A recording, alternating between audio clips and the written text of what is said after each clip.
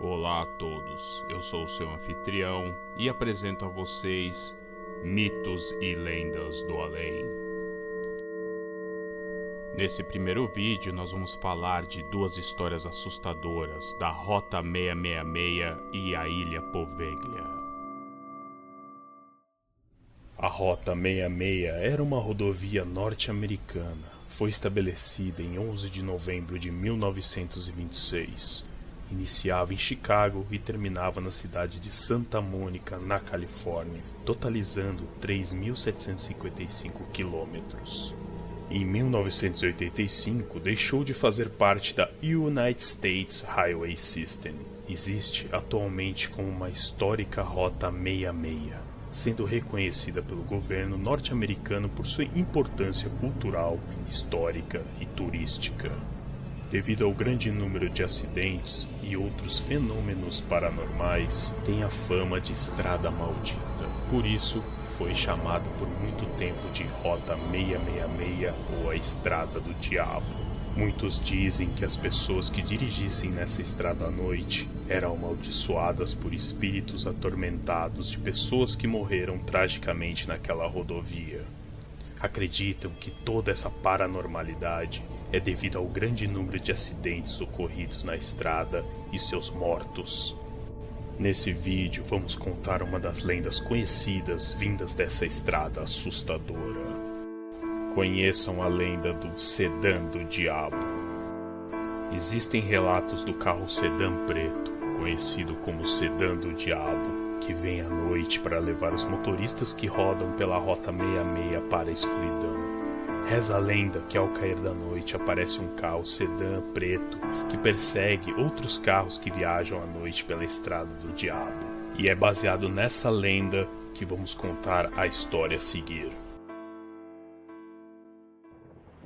Em uma noite tenebrosa, caía uma chuva fina que parecia penetrar até na alma.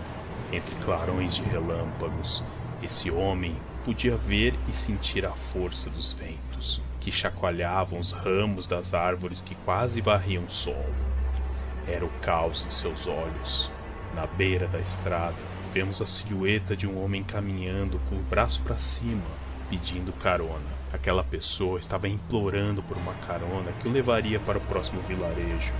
Não estava longe, mas naquele momento qualquer ajuda seria bem-vinda. Naquela estrada, os poucos veículos que passavam se negavam a parar.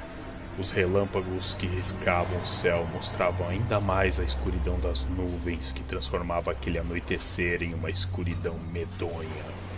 Naquele caos e escuridão, o sujeito perdeu a confiança em si. O medo tomou conta de sua mente para enfrentar a tempestade.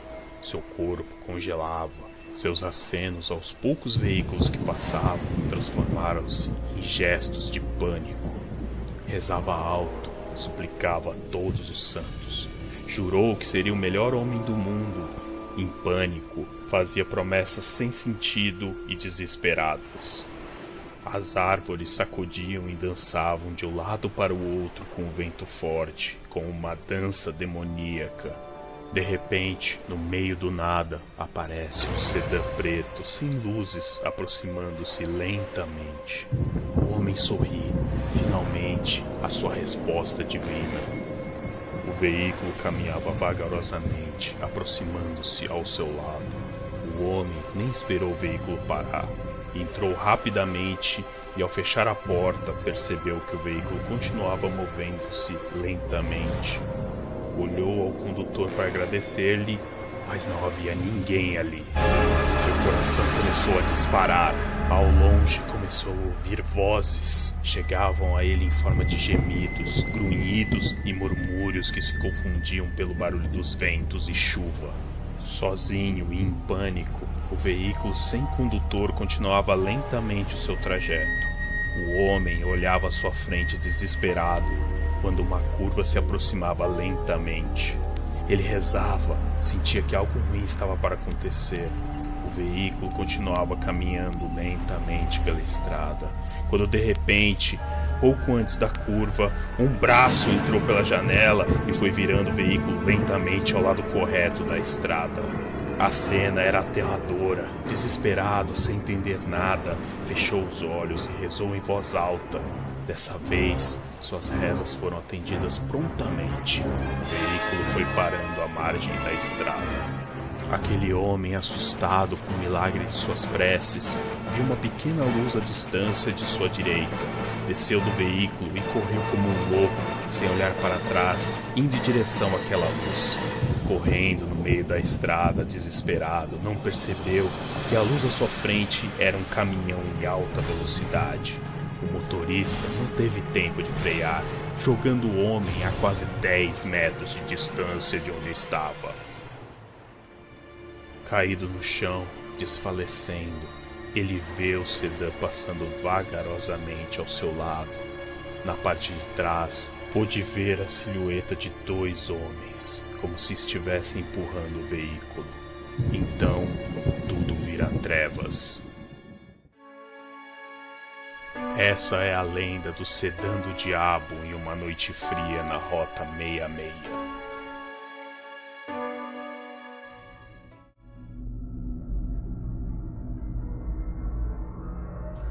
Conheça o Poveglia, a Ilha do Medo.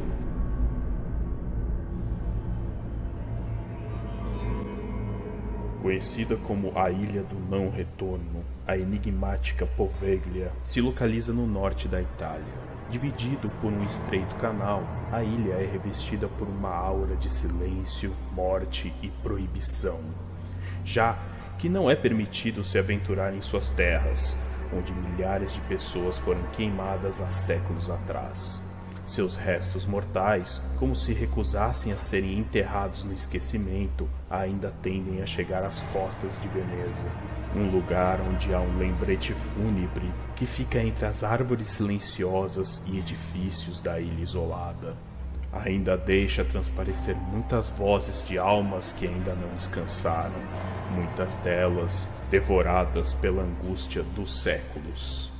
Como mencionado antes, entrar em Poveglia é proibido, exceto para os proprietários, pois nem mesmo os pescadores que temem pescar ossos humanos se aproximam da ilha. Hoje, o governo italiano está tentando arrendar a área para um empreendedor que queira construir ali uma estação turística, mas ainda não conseguiu encontrar interessados em lidar com aquele lugar que, quando não esteve deserto, foi usado para confinar doentes terminais entre 1793 a 1814 e também como hospital psiquiátrico de 1922 a 1969.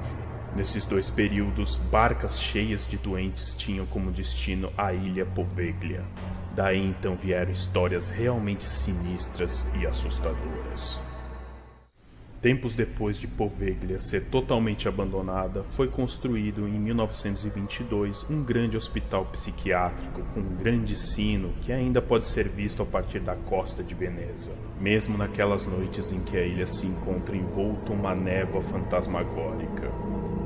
A parte mais negra da história de Poveglia foi quando o diretor do hospital psiquiátrico começou a usar os doentes mentais como cobaias em experiências para novos métodos de cura, incluindo processos como lobotomia e trepanação, onde foram empregados cinzéis, martelos e às vezes até furadeira de mão, em meio à intensa agonia das vítimas, gerando a abertura do crânio, com um resultado que estava longe da cura, mas sim da morte e agravamento da doença.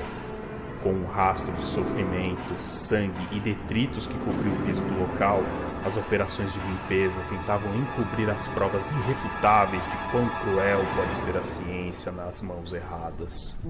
Muitos pacientes morreram nos experimentos, ou foram literalmente torturados com pretextos científicos.